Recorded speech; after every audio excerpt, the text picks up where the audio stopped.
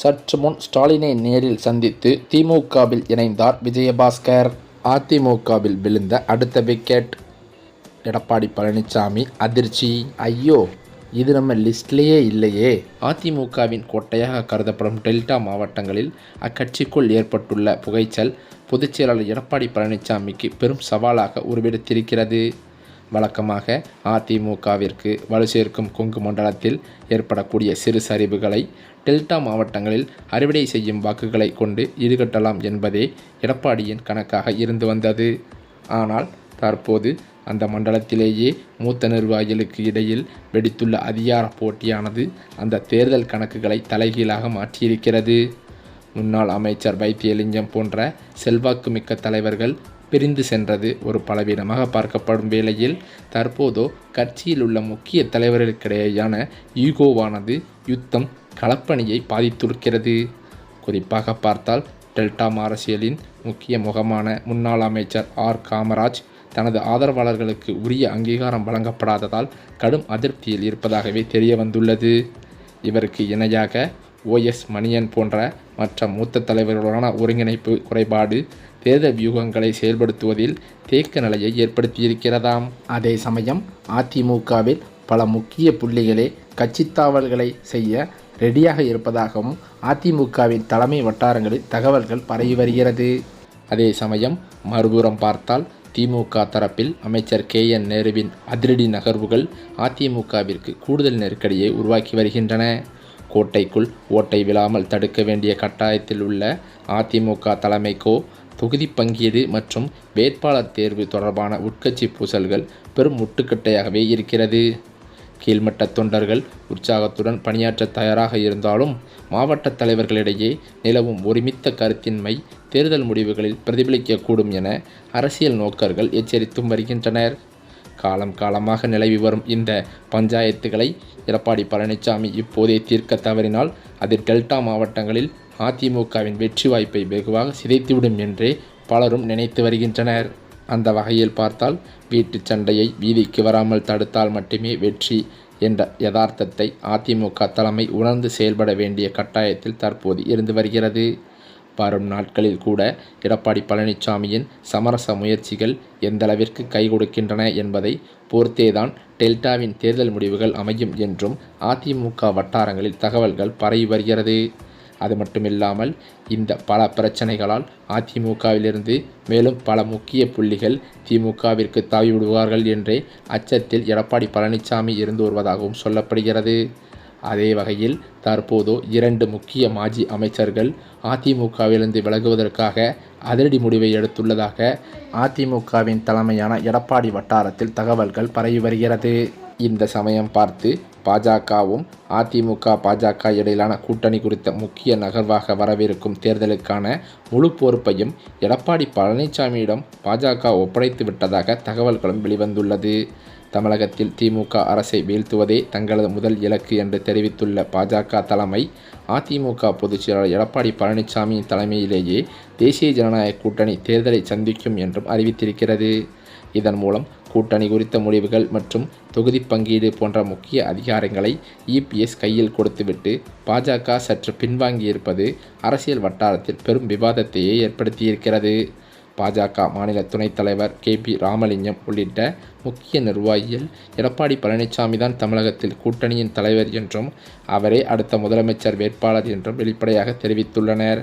அண்ணாமலைக்கு பின் மாநில தலைவராக பொறுப்பேற்றுள்ள நைனா நாகேந்திரன் அதிமுகவின் உச்சல் பூசல்களை தீர்க்க தயாராக இருப்பதாக கூறி கூட்டணியை பலப்படுத்தும் முயற்சியில் ஈடுபட்டுள்ளார்.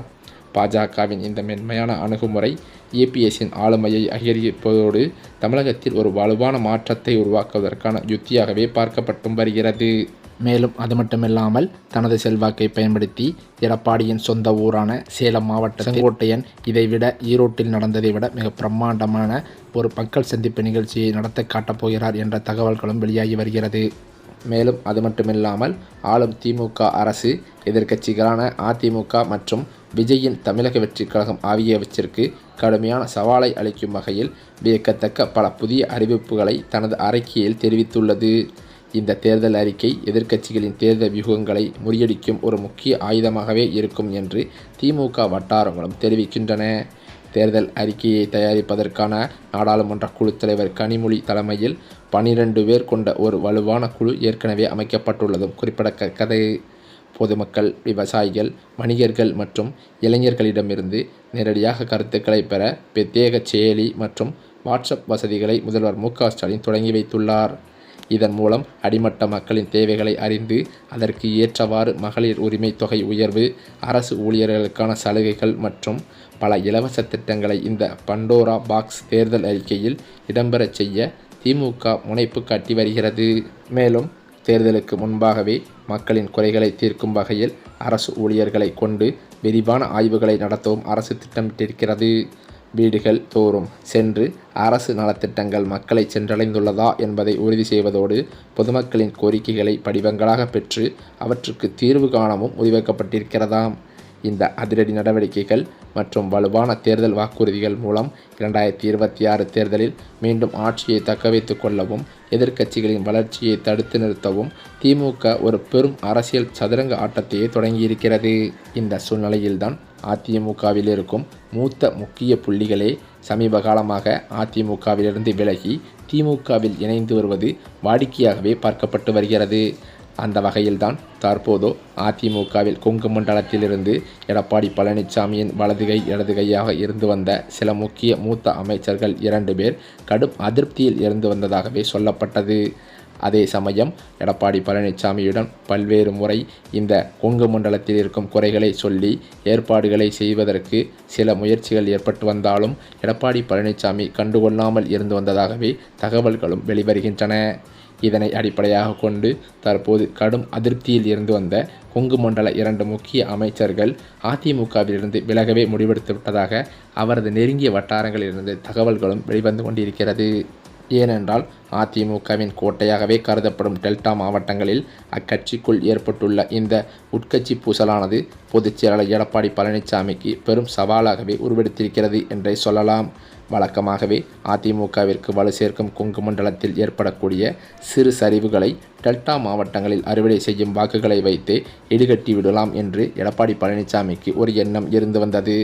ஆனால் அந்த எண்ணத்தில் தற்போது மண்ணெல்லை போடும் வகையில் சில டெல்டா மாவட்டத்தின் மூத்த அமைச்சர்கள் அதிமுகவிலேயே பல உட்கட்சி பூசல்களை ஏற்படுத்திவிட்டு கட்சியின் செயல்பாடுகளையும் கட்டமைப்புகளையும் சிதைத்து வருவதாக எடப்பாடி பழனிசாமிக்கு தகவல்கள் வந்துள்ளதாகவும் சொல்லப்படுகிறது.